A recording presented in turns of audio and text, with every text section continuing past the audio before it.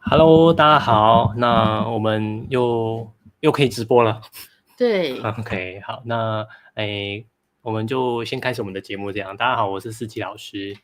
大家好，我是文文女王。OK， 那今天我们的我太太生病了哦，那我们今天会进入到一个新的主题的一个直播这样子。对，那今天的题目是什么主题啊？今天题目是什么？就是吃药有什么副作用，跟吃完药之后，然后跟我的自我价值在哪里？怎么会今天会讲那么玄的题目啊？自我价值，然后还有吃药副作用，这两个距离有点远。该怎么说呢？因为最近我们社团朋友很多人都有这个用药的困扰，这样子，然后都会问说，我如果吃了这个药会不会更糟糕？或者是如果吃了这个药之后，会不会就是会有很多的副作用？然后就不敢用药了，这样。OK， 好，嗨，小生，那很高兴就是如果说今天这个就是今天我们的题目是，因为我们其实最近社团，刚刚我女王有讲的，就是社团当中有些他对于治疗这件事情当中副作用会有点害怕，会有点担心跟焦虑这样子。如果说今天你也会有担心说，那吃药或者是治疗会不会有一些副作用，然后让你很焦虑？如果你有的话，你也可以留言区上面，你可以写个1，让我们知道一下你有这样的困扰。那如果说你有，谁敢写啊？你就写1就好了。对啊。可是大家就认识他了。他说：“哦，我有。”但因为这种网络上面都很多都匿名的嘛，都账号是这样子。可是我又用真名OK， 好，那如果说你有这一种问题啦，你有这种你会有这种焦虑跟担心的，对，你可以在留言区告诉我们你有哪一些的担心跟害怕，对，那我们待会也会把我们的经验跟你们分享，跟你们分享这样子。那想要先问一下，就是说关于因为今天还要讲到说自我价值这件事情，对，那我想要先问一下，就是文文你当初你在被诊断出忧郁症这件事情之后，你对于自己当中，你会不会看你的看法上面会不会有一些否定自己的时候？当然会啊。怎么说？因为觉得自己好烂哦。怎么会这样子？反正就是觉得说，自己都没有产值，然后没有干嘛，然后就整个就很没有价值，然后怎么又得到这种病这样子，然后就都是开始从自己觉得很烂开始，觉得自己很烂这样子。对，然后社团朋友也有提到说，一开始他也觉得自己很烂，然后我就在社团回说，对，我也是从自己很烂开始的。好像大家经历都差不多。OK， 刚刚有讲到说，因为我们有个FB 社团叫我太太生病了，对，里面会有一些他们会分享一些他们的对于忧郁症的一些担心跟看法，所以当别人觉得他很烂的时候，你也有这个想法的样子。对，以前我就觉得真的我自己怎么烂，然后又没有办法工作，然后就整个烂到底啦，就这样说，然后就对未来很没有，就是看不好自己未来，就是对自己的未来好像没有一些光明的感觉。对，看不自己。就是很看自己没有这样子，看自己没有这样子。对。为什么有人有否定过你？有人有这样子讲过你吗？不然你为什么会这样子想？没有人啊。可是像我也没有说你没工作就怎样怎样，你忧郁这件事情我也没有否定过。那你为什么要这样想？不知道，因为我觉得我以前是很就是在职场上算是很厉害的一个女性这样子，然后甚至可能不用结婚了，可以就是可以顾好自己，然后可能就这样子，就一生这样子都很 OK 这样。可是我也不晓得为什么我自己好像结了婚吗？就突然觉得变自己好脆弱。这个到底是怎么回事啊？就是你现在想一想，有什么样的原因吗？就是为什么会突然觉得，因为你以前蛮厉害的，那后来为什么结婚这件事情会让你觉得自己觉得自己那么没有用？可是我的另一半就是是学校的正统老师，然后我只是幼稚园老师，然后其实这样相比较下来，自己就会觉得心情会有点，可能会有点，就是说，其实自己都会有比较的心态啦。对，然后再加上就是我们的家人都不在嘉义，然后好像这样想要得到帮助，好像也很有限，主要是又没朋友，没办法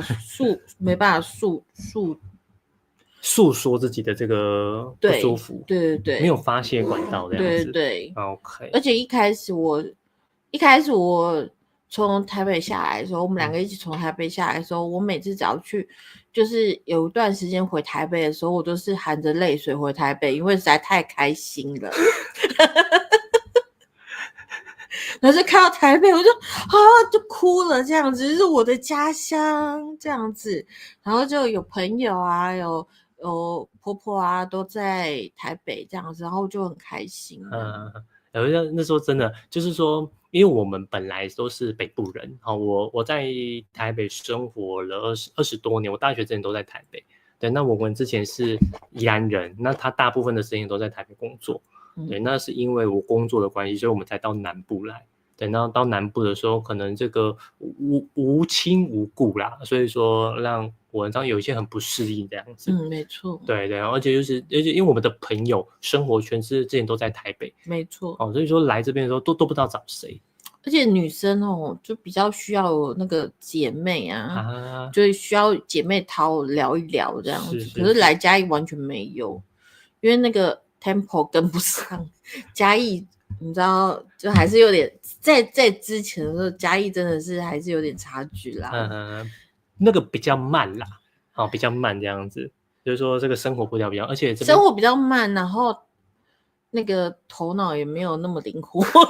我以为你这样子会被骂，会不会嘉义的朋友骂？是这样子，好，对不起。对，就是对啦，这的确是台北的步调真的比较快很多。对，就是说这个步调上面，而且我们这边常常9点之后就关门了。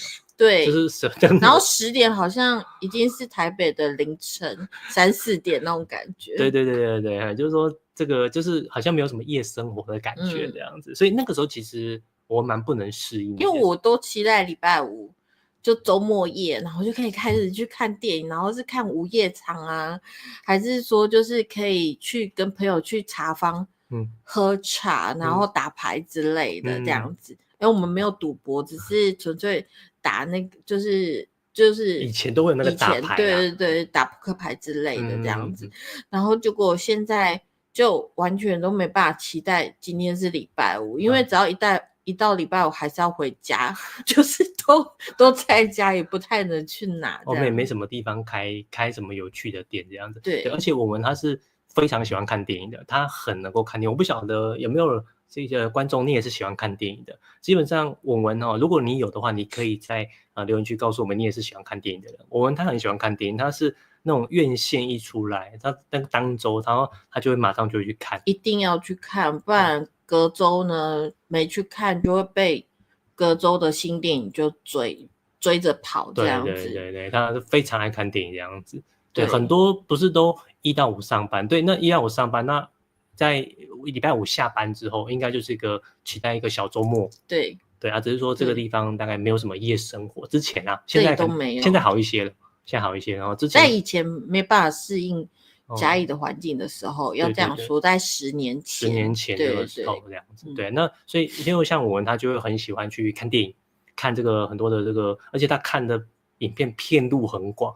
我这时候就不得不讲，他什么片都看，烂片他也能看。你讲但是你会被烂片的导演骂。不是，我们也没有讲烂片是哪一部烂片啊，就是说今天你会觉得说这部片那么难看，他也可以看得下去这样子，然后他就能够把它看完，因为他真的很爱看。对，有人也是爱追剧，对，然后我们是爱看电影的那一种。对，我有时候我跟他在家里面当中，我就跟他说，我想说这部电影，我说步调怎么慢，怎么那么难看这样子，那我就不看了。可是他会把它看完。请问为什么那么烂的片你会可以看得完？就是很想要知道结局是什么，然后再来就是想要看一下导演想要表达的是什么。可是我上次听你，而且说实在话，如果你看了这部片，你就要坚持把它看完，是对导演的一种就是尊重。可是我之前听你的理由不是这样，你这个理由是我想知道他到底有多烂。没有，你这有讲，就是说好啦，我承认了，但是我也想要知道他的结局到底有多烂。真的不晓得他有没有看过一些烂片这样子，就是说，你如果有人可以分享给我们，当然，如果你有看过烂片，你绝对不会比我烂。因为你看过烂片，他应该都看过这样子，就是他很喜欢看电影。很喜欢看电影，就是说，但是就是说，在这样的一个生活里面当中，应该是一个多彩多姿一个比较丰富的这样的一个这个时候，对。那但是似乎后来到了这个新环境上面，比较没有那么适应，而且刚刚我们其实有讲到一件事情，就是他会去做比较，因为我从来没有跟他比较，但是你那个时候你会想要把你的工作跟我的工作做比较，到底为什么？因为那时候我们是一开始我们在台北工作的时候，我们2个是同事，可是我工作效率都比较好，就没想到他后来就是考到学校老师的时候，我就开始觉得自卑，因为我只能去当那个黑牌老师，就是在安亲班里面当黑牌老师，然后就没办法就是到那个学校去当正统的老师。跟大家讲一下我们那时候是怎么认识的这样子，就是我刚毕业之后我就是去，因为我本身教育系毕业，那我其实那个时候没有想要在学校当老师，因为我就想说就是实习还要太麻烦，如果想要赶快工作，所以我赶快应征那间安亲班。就应征了安亲班完之后就是那时候叫我做6年级的老师，那个时候我就是进去安亲班工作，那当时候第一天我就被他骂。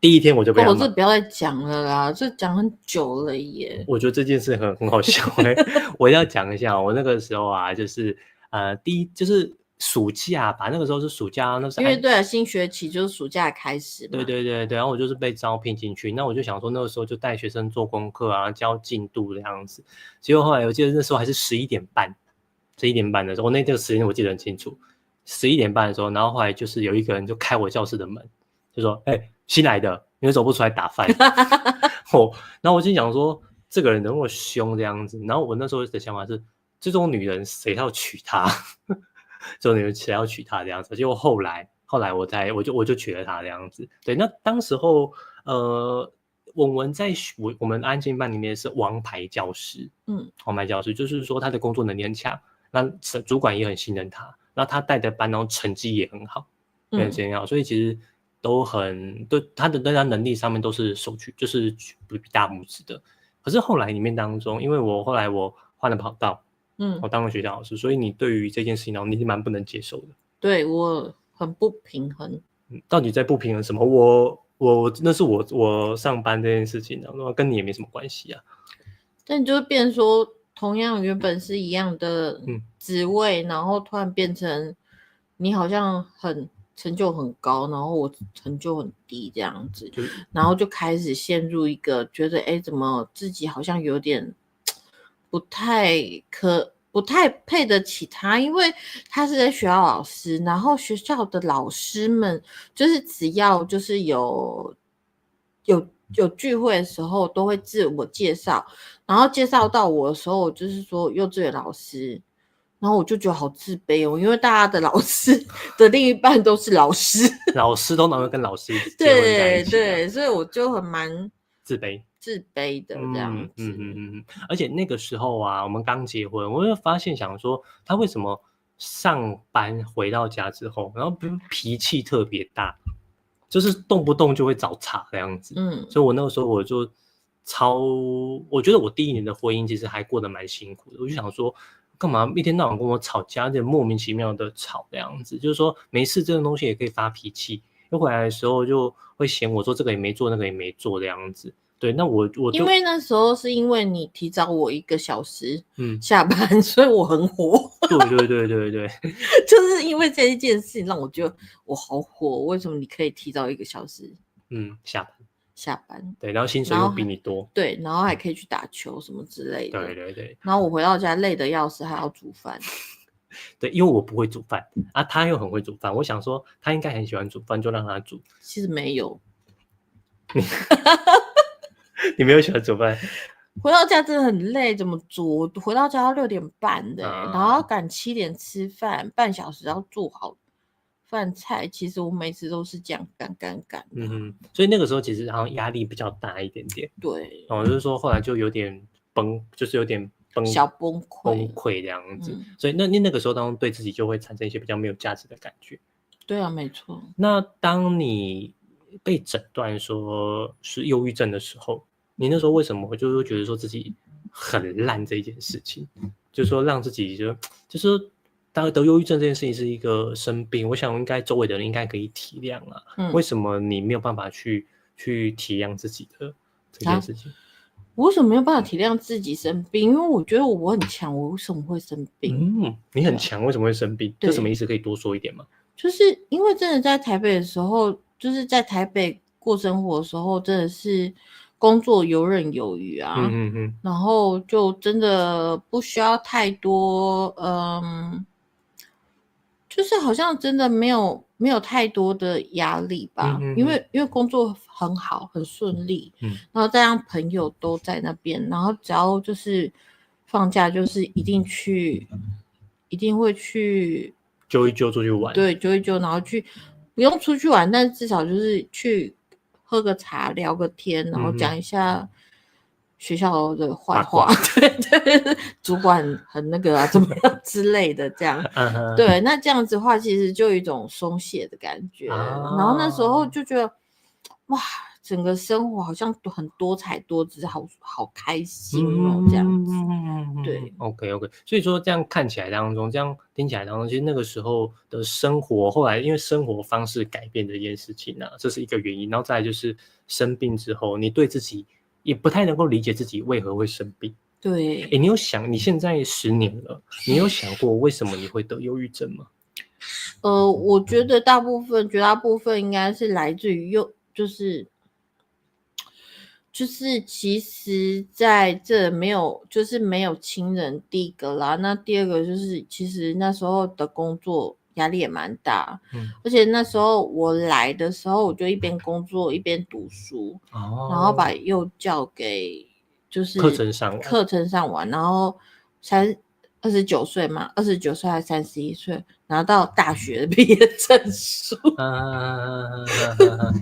OK， 所以说那个时候其实还蛮多重的压力。对，所以那时候生活真的很紧凑，这样子就没有一刻可以就是闲下来了。是，所以那后来因为这些状况当中，让你不小心生病了，然后这种状态，那开始治疗之后，因为其实我们今天还有一个主题，就是有些人他们对于治疗上面，吃药或治疗上面会有些副作用，然后他其实会很担心跟很怕。我想问一下你。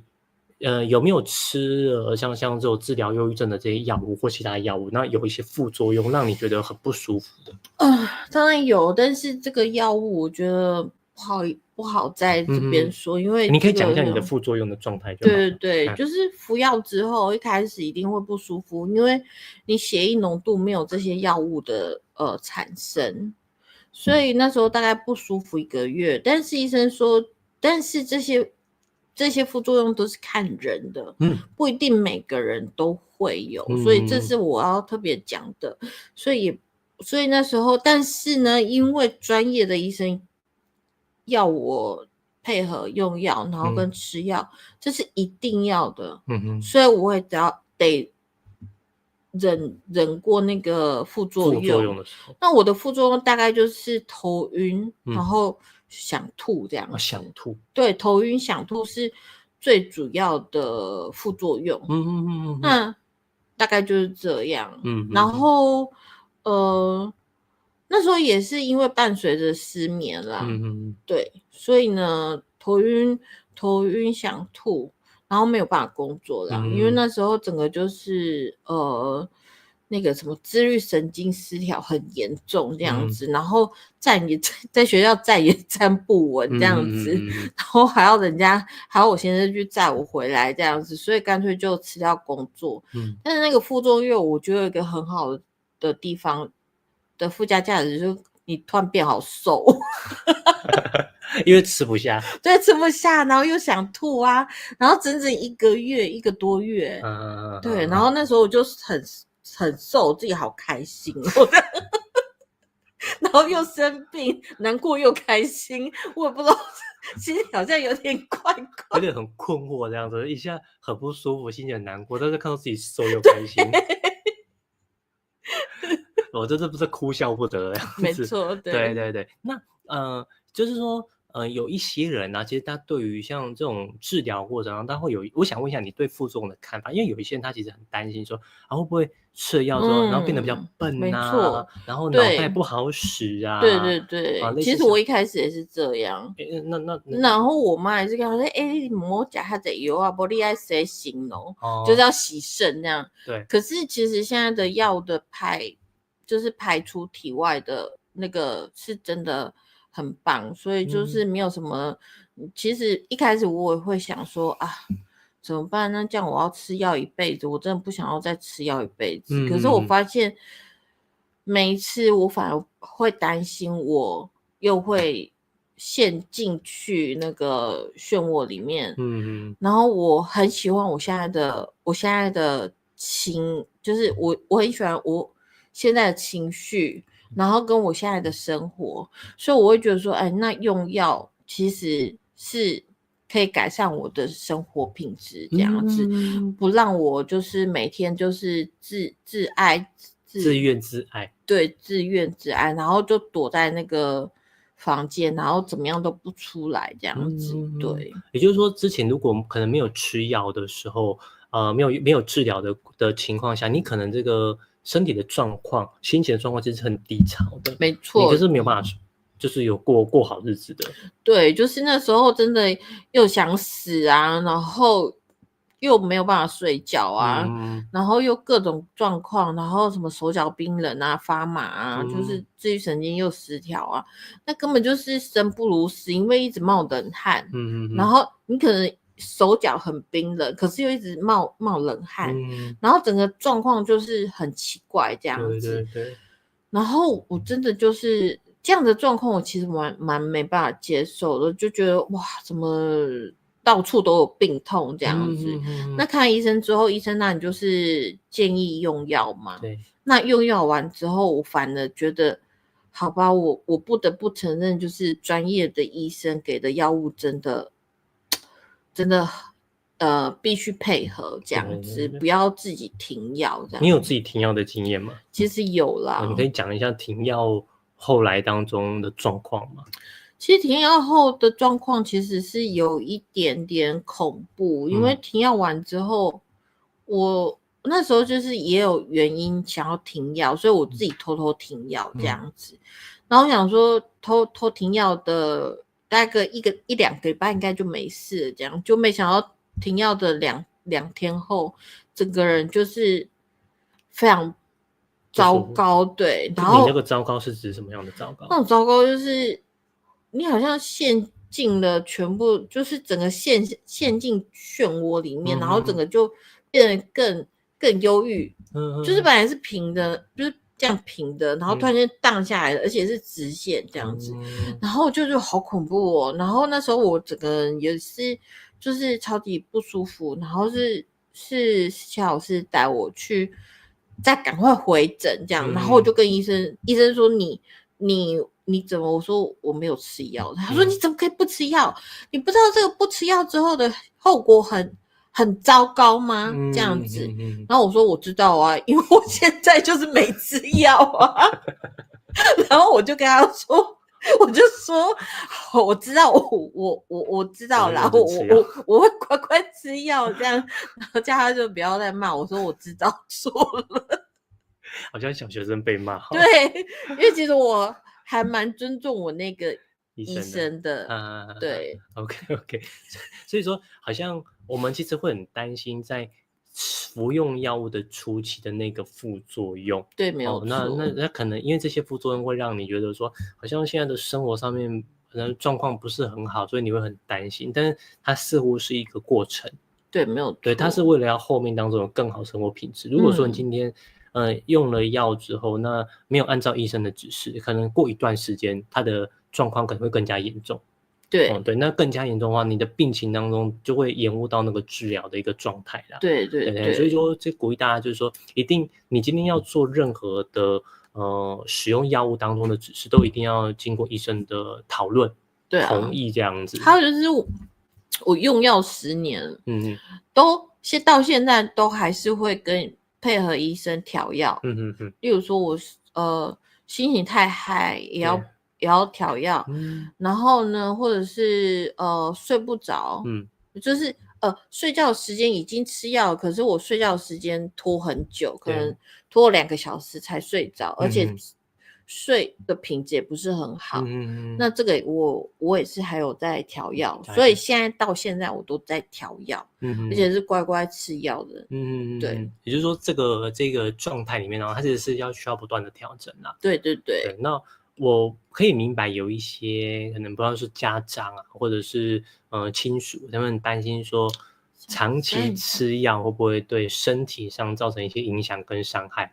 对，那这一点当中我们没有办法讲啦，因为我们并不是专业的医生，但是我得说如果你不吃药治疗，对，你会很快的进入到一个很糟糕的状态。没错。对，你的生活你是完全没有办法自理了。自理没有生活没办法。像我之前我有一些学生，他也是可能遇到忧郁的状况。对，那有一些家长就会担心说，那我是不是就是让他就是带他出去走一走啊，然后或者是想办法让他跳脱那个环境，或者想要用一些激励他的方式。但是有时候这种状况真的是没办法，对，他可能真的需要一些专业的辅助。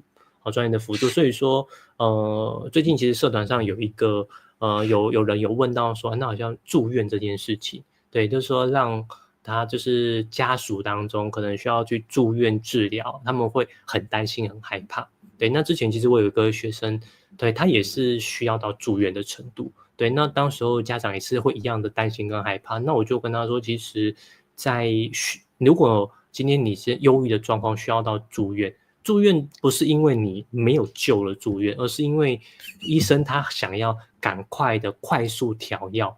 你在干嘛？你说什么？没有，我们在讲正经话。好啦。对，就是说他烦死。好了，你今天你就讲呗。我很难这样。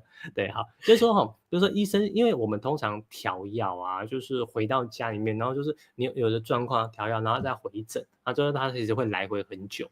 对，但是如果说今天在医院里面呢有什么状况，那医生他就马上快速调整。那调整完之后，就会找那个比较适合的药物，调整好，通常就会安排出院这个状况。好多人想做鬼，你就做。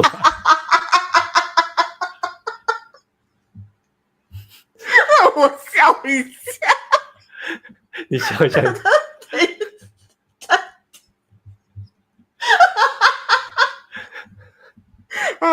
我觉得我刚刚做鬼脸好好笑。人家说已经很嗨了。谢谢。对，有一点。因为我自己本身很搞笑，所以我都会被自己笑死。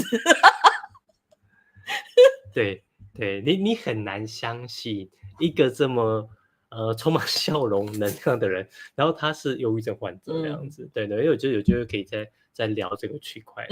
对，那不过我有时候遇到他今天很嗨的时候，对，那我们其实要特别注意。对，因为过嗨他也需要也是有问题。对，也是有问题这样子。对，因为其实我像上个礼拜我们没有直播，当然我们也是累啦。其实最近你的情绪上的起伏上面好像有点多，对不对？你好像最近有提到说你好像突然又掉下去了，又很忧郁这样子。你可以说一说这个最近的这个状况。最近其实也没有什么状况，但是醒来的时候就是真的蛮忧郁。对，不过呢，我觉得有一件事情就是我最近有去走路啊。对，我最近有去走路，至少30分钟到40分钟，其实是为了要减肥啦。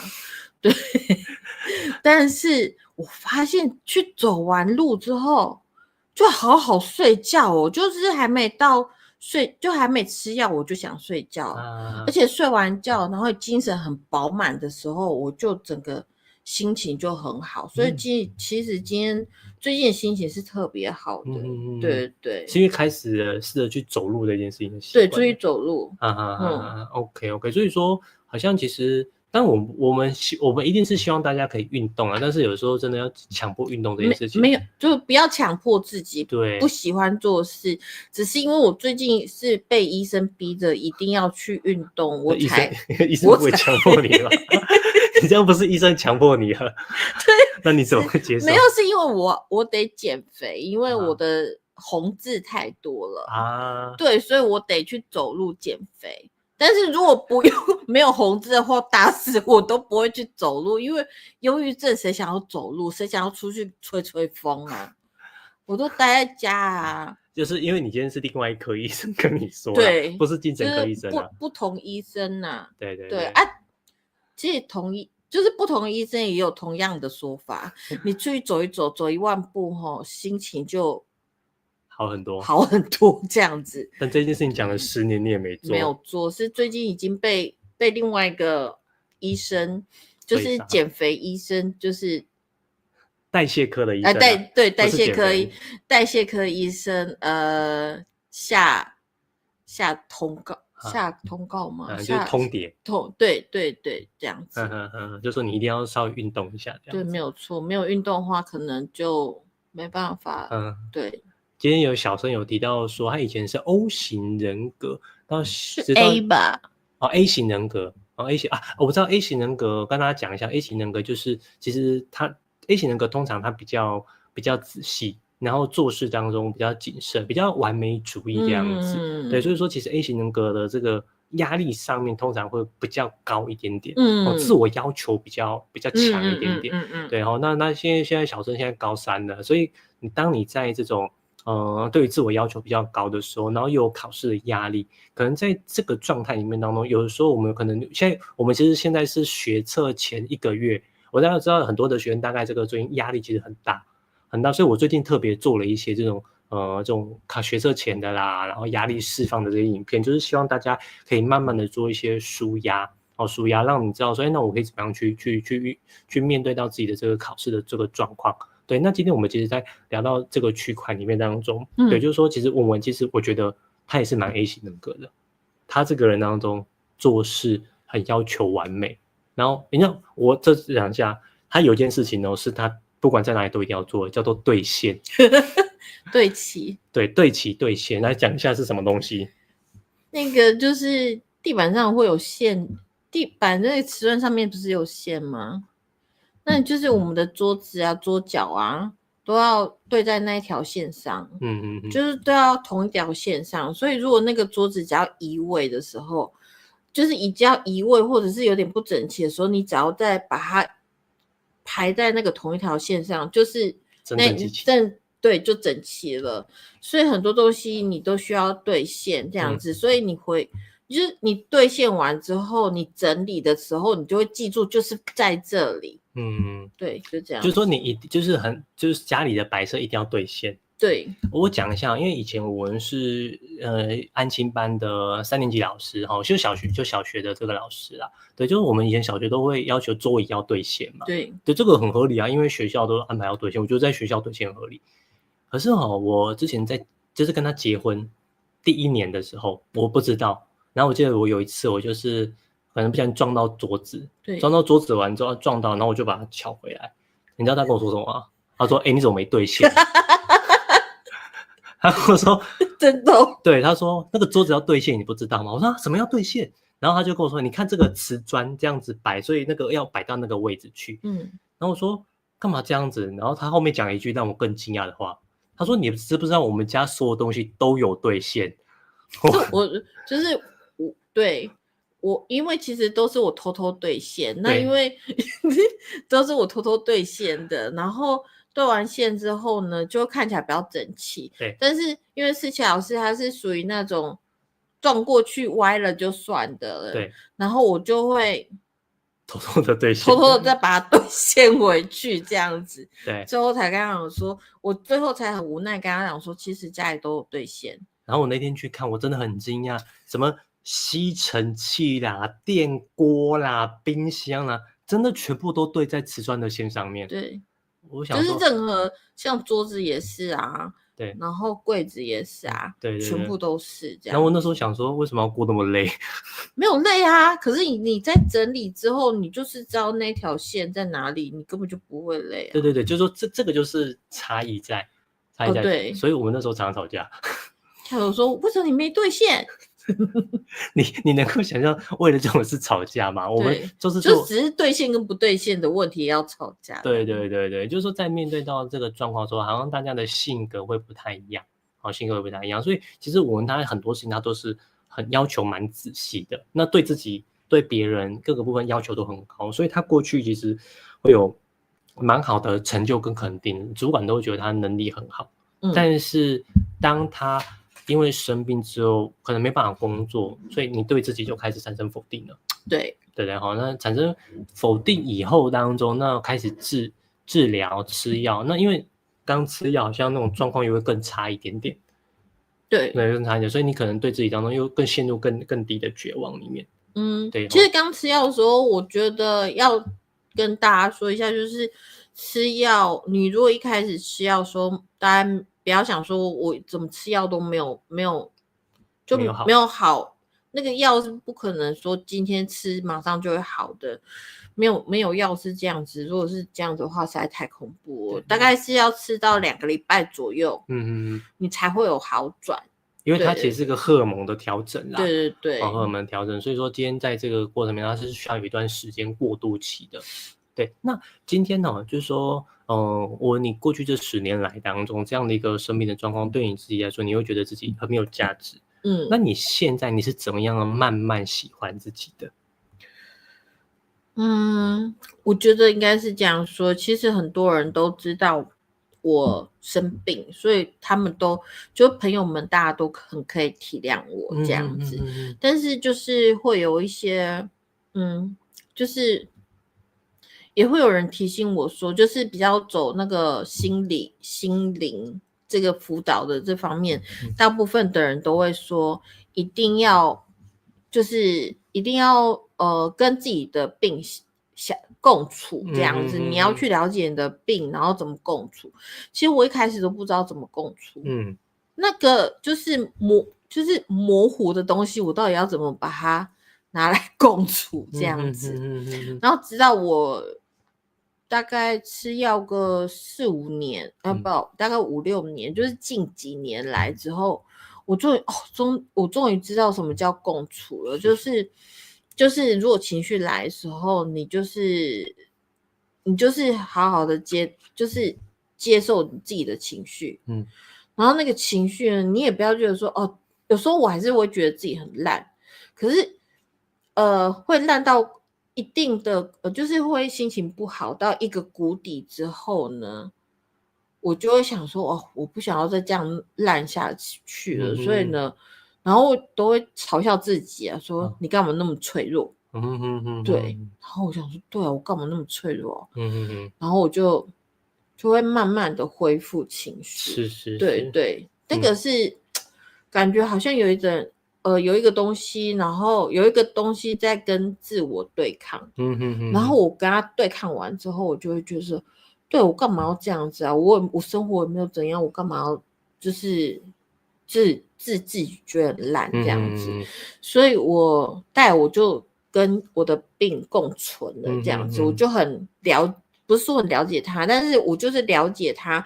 那应该是说怎么说，了解自己是不是？对，了解自己，然后了解自己又了解病情的时候，你就会开始觉得自己有价值。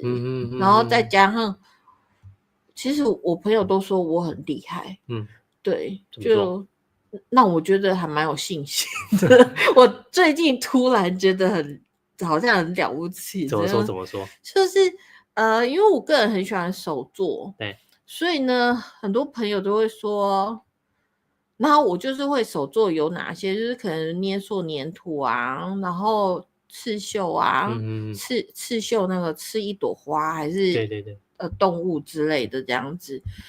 然后还有做一些那个挤花，然后可以吃的跟不可以吃的挤化蛋糕那种，对，就是奶油挤化这样子，然后还有很多，可能就是语言上学语言学语言可能也有比较，可能有些天赋，对啦，就是但是不是说很厉害，但是就是都是可以沟通这样子。我讲一下，文最近然后迷上了一个学语言的程式这样子，我看他每天都在学不同的语言，然后学德文、粤语、英文这样子，然后最近好像还拿韩文这样子，然后还最近有进排行榜啦。对，他就玩了一个手机 app 叫就是一个手机 app 这样子，然后里面当中他就是有学到。他们说你是全世界2%，是不是？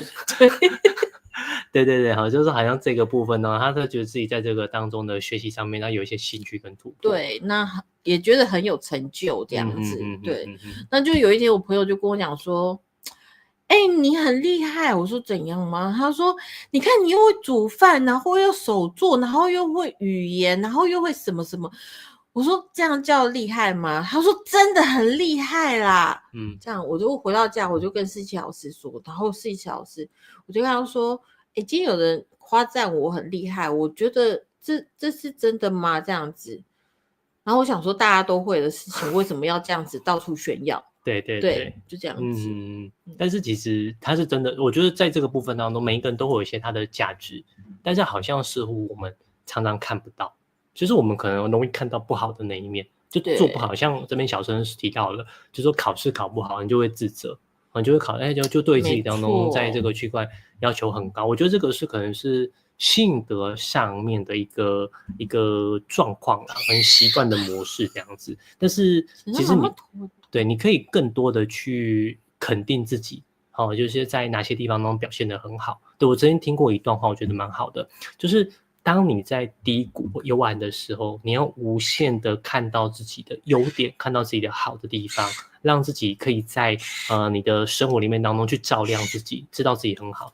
但是当你成功了，当你变优秀的时候，对，这个时候你要干嘛？你就不要看自己了，你就要看别人的缺点，看别人不好，不是，你就要看别人当中他的需要，去把你自己去照亮别人，把你这个成为光，然后在上面当中去照亮他人。就当你在难过沮丧没有价值的时候，你要看到自己的好当你有价值的时候，你要去看到别人当中他的需要为着别人的需要来付出。所以我就跟他在这个直播的分享里面，过去这段时间里面他也很辛苦过了一段时间，我们是10年来然后不断的治疗，但是现在他比较好一点点了。对，我就鼓励他可以出来跟大家做一些分享，跟大家做一些他的心路历程的部分。对，那最近当中我看他很努力的在回社团当中的一些留言这样子。对，就是说社团里面就是我们有一个社团太太生病了，这个社团里面当中就会有一些人来分享说他们最近在忧郁的状况当中发生什么状况，那我们就有点求救，对，有些求救的过程这样，那我们就是尽量的从里面当中去做一些经验的分享，希望能够带给大家一些帮助这样子。对，而且其实我们很提倡一件事情，就是能够学习去做一个所谓的情绪笔记，对，把自己的这个情绪的这个过程当中记录下来。你要不要跟我们说一下做情绪笔记当中对你的帮助跟好处有什么？就情绪笔记，我在写情绪笔记的时候，我也不会写长篇大论我就是写一些今天心情很忧郁啊，或是很躁郁啊，然后觉得自己很烂啊等等这类的。然后我就会记日期，把它记下来。好，今天怎么样？然后明天、后天，但不是每天都会写，因为不是每天情绪都很差。那也有好的时候，我也会记录这样子。然后我就综合一下之后，然后就拿去给我的医生看。对，那我医生他就很快就可以 get 到我的任何的情绪，然后如何调药，然后我再配合用药。那再来第二个就是，我发现我这个月记了这些情绪的时候，我上个月是这样，我下个月再去看我自己，说我发现自己进步了。OK，这个我觉得蛮重要，就是很可以肯定自己啦。对对对对，就是说其实因为有的时候我们人会忘记自己在当下的一个状态，那你通过文字的部分能够重新做个记录跟整理。对对对对，那一旦记录整理的时候，今天你自己看，你会发现自己哪里进步了，哪里退步了，然后给医生看，医生会更快的知道你的状况。然后因此对你的那个药物当中做一些这个调整这样，所以就是我们很鼓励大家，其实可以看像我们的荧幕当中的右上左上这个地方这个地方它有一个这个情绪笔记的一个 QR code， 这是我们设计的一个模板啦，模板就里面当中有电子版的，有这个所谓的手写版的，那我们就鼓励大家说，你可以把你的这个状况写下来，写完之后，对，那你有这些记录。你有这些记录之后啊，那你可以给自己做一些重新的归纳跟整理。那你不用给别人看，但是你可以给医生看。医生当中他可能会更快的帮助你调整好你这个药物的状况。对对对，他就有点像是可能有点像写日记吧。可是我们其实也不用说。其实我真的。如果说是写流水账是大可不必啦。对对对，对啊，就是你通常会记一些什么东西啊？我大概就是记一下说啊，今天发生什么事，然后让我觉得很难过啊，然后或者是就直接说，我今天突然觉得很没有价值啊 ，OK， 然后我就说我好烂哦，我真的很想要就是一句话，对对对，就是一句话，就那种说哦。我好想放弃哦，这样子等等这类的。但我有很开心的时候，我就说哦，今天有谁夸赞我，心情还很好这样子，那我都会特别就是写一下。但是心情比较好的，我比较不会去写，我通常都写坏的。哦，为什么？没有啊，因为毕竟好像是正常的啊。可是坏的就是会坏的很莫名其妙，你知道吗？就是很莫名的那种不 OK 这样，突然之间的。对，然后我就会想说，那我就记一下这样。这样记下当中，你会不会后面要看的时候，这个原因上面比较容易有机会找到？找到自己心情不好的原因。因为我都写在手机里面。对对对对对。那到现在记录也都还在，所以呢，可是我现在在看过去的我发现，现在跟过去真的很不一样。我觉得是时间跟配合用药的问题，然后让我现在变得算还蛮开朗嘛。其实你蛮开朗的，我觉得你挺开朗。对对对。OK， 那我可不可以这样子说啊？因为其实你在写这些笔记的过程，然后你现在回头看，然后你会看到自己的成长跟进步。对，你会不会觉得自己就是比较有价值一点？有是不是？我自己因为我是学习历程档案的辅导老师，就是说我是这个部分的专家。对，但是我这样讲一下说，我们今天不是要讲学习历程，我要讲的是很多人都会想说，我们做这个好像就是为了达到什么目的。好，比如说我写学习历程就是为了升学，写这个心情笔记就是为了治疗，其实不是的，更多的时候就是让我们可以有机会重新的去审视自己，那用最简单的记录的方式，简单记录方式当中养成这个记录自己的一些习惯，把东西整理起来，其实对自己来说就是能够重新看到自己的好的那一面，对，有价值的地方，对，所以说如果今天你也在有这个状况的时候，我们鼓励你可以到我们这个地方，然后去领取我们的这个情绪笔记，对 QR code 就扫一下，好，那上面当中就会有一个模板，那这个模板不是说你要按照那个做，就是说如果你真的不知道怎么写，说那这个基本的你可以用这个方式去书写，好，那后面当中如果说你今天在面对到这个治疗忧郁的这个状况，你不太知道怎么办的时候，对，那其实你可以找人聊一聊，那或者是你也可以加入到我们的社团，好像我们的社团当中，那可以把你的状况分享出去。那其实我们最近其实还有在跟一些就是忧郁的人当中，他会找你聊嘛，那就去陪伴他，陪伴他，然后让他可以有一些这个，就是有些有些社团里面的朋友啦，他可能会很急需要找一个人的时候，他们就会 message 给我这样子，那我也会尽可能赶快回复他，然后先帮他就是情绪上有点缓和这样子，因为我坦白说，就是你们现在走的路都是我走过的路，对，所以我很清楚每一样的状况。我不是讲大道理的那一种，但是我会举我的例子告诉你，这样子，对，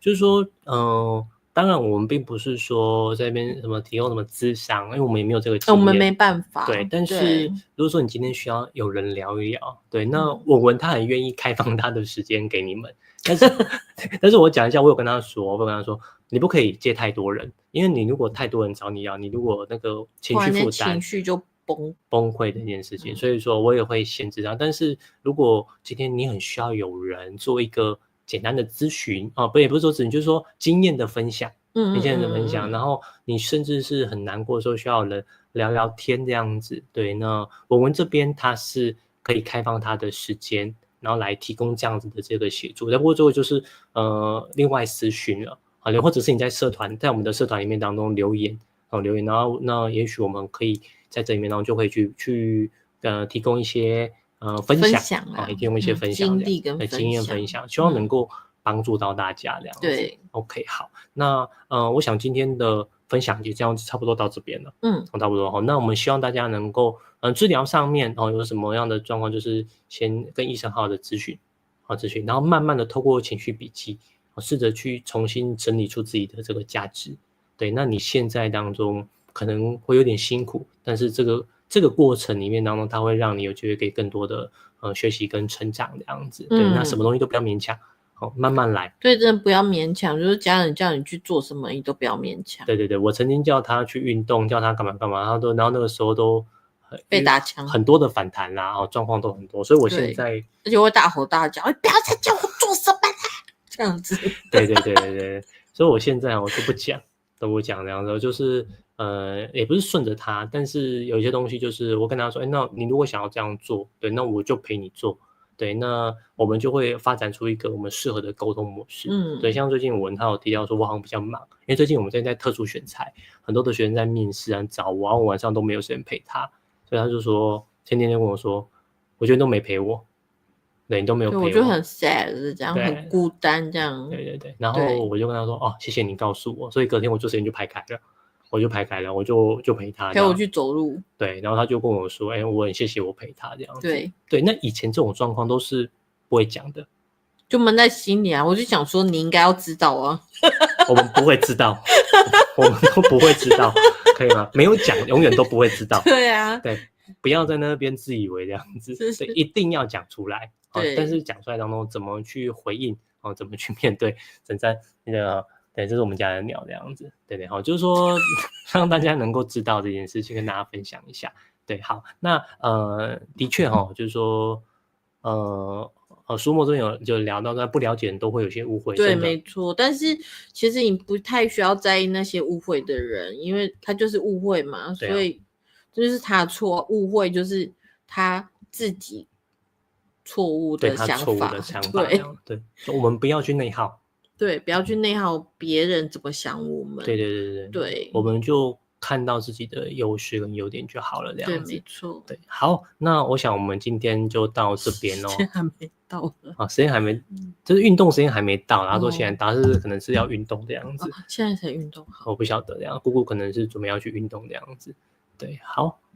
小生前几个礼拜有参加过我的演讲，所以应该是之前应该是某一个学校上面，对不对？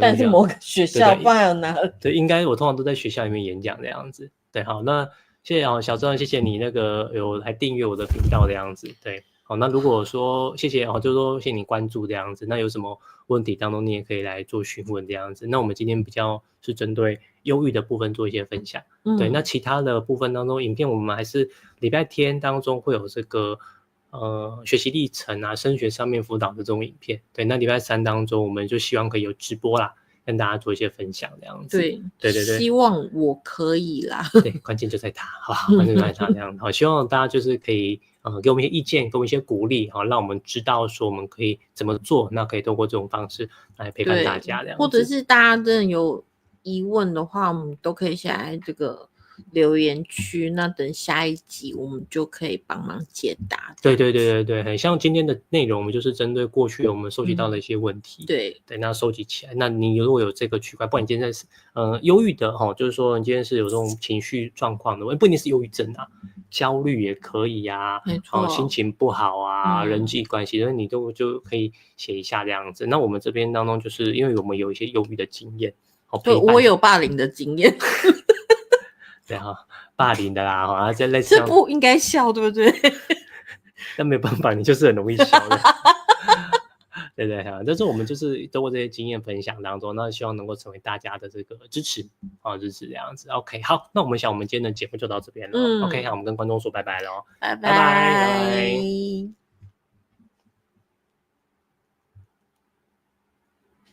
OK， 好，小芬不好意思，你这边提到说如何陪伴忧郁症患者才适合，哇，这个是还在录吗？对对对对，这个因为我们目前还在录，因为55分的时候小芬刚问问题这样子哦。想知道如何陪伴忧郁症患者才适合。对，你希望我怎么陪你啦？就是不要多管闲事。没有，不是，就是小芬应该说小芬你可以就是说不要太过的关注生病的人，因为有时候我们真的很不喜欢被关注太多，有时候我们只想要静一静。那如果说你一直问我说你怎么样，或者是叫我去做什么，这反而会让我很反弹。那其实应该说像你自己，你的话，我这边当中，因为其实像就是今天小芬呢，应该是对象是自己的女儿这样子。对，那我们是我的太太这样，那我们都会很希望她可以赶快恢复，赶快改变这样子。对，没错。那但是这一件事情当中，快这件事情常常就是一个容易会让你们情绪崩溃的一个原因啦。对，那我的建议就是说，陪伴者，对，就是在他生命安全还 OK 的情况下，就给他空间了。我最近有一支短片爆红了，就是不要再问忧郁症的3个问题，然后一个问题，我就不要问他这些问题。就是说，或许他们需要关心，需要陪伴，但是他们其实可能就需要一个安静的空间。对，因为其实因为自己生病的时候心情其实是很就是很烦躁的。对，那因为其实我们都会自责说我们自己为什么生病。对，可是如果说家人又来就是问我说你有没有好一点？那你要不要去做点什么事？然后或怎么样，我都会心情我就会更差，因为我觉得我就是做不到。对，我就做不到，而且我现在也可能不会好。那所以就不要一直问，对，然后不要一直叫我去做什么事情，去吹风、走路、运动。这个来说，对我目前来说，就是有病的这个状况来说，其实是完全无法走出去的。对，那因为其实我们已经很自责，所以其实不需要再多添加压力进来。对，其实你的过度关心也会是压力啦。对，这样子。我之前就会大概会这样解释，就是当我们不要说忧郁症，就是当我们烦的时候，我们也不希望别人来吵我，就想静一静，就类似这样的感觉就可以了。对，只要安全无虞的情况下，也许就是安静的陪伴，那不多给建议。对，那至于说他什么时候会调整，等到忧郁症的人自己会跟你说，他来寻求帮助的时候，那时候我们再接招，我觉得这样会好一些。对，就是或者是他还会跟你讲说，我觉得我比较好了。对，就是这样，针对这样就可以了。对，那其实像小芬，如果说是女儿的话，你也可以帮她做情绪笔记啊。对啊，你也可以帮她写。那写完之后呢，你就可以给医生看。那看完之后，你就看他每个月有没有进步。对。患者不写就家人写，陪照顾者写，对，我们就可以在右上角这边领取，对，领取完之后就是把它记录下来，记录完之后当中就也许可以得到更快的诊治这样子，对 OK。 那如果今天时间到了，那如果说之后当中还有一些相关的问题，都欢迎大家可以加入到我们的社团，我太太生病了这个社团，对，那透过这个社团里面当中，我们就可以给大家有一些回馈这样子。对 OK 有解答到你实在太好了。OK 好，那我们今天就到这边咯，好，拜拜。拜拜。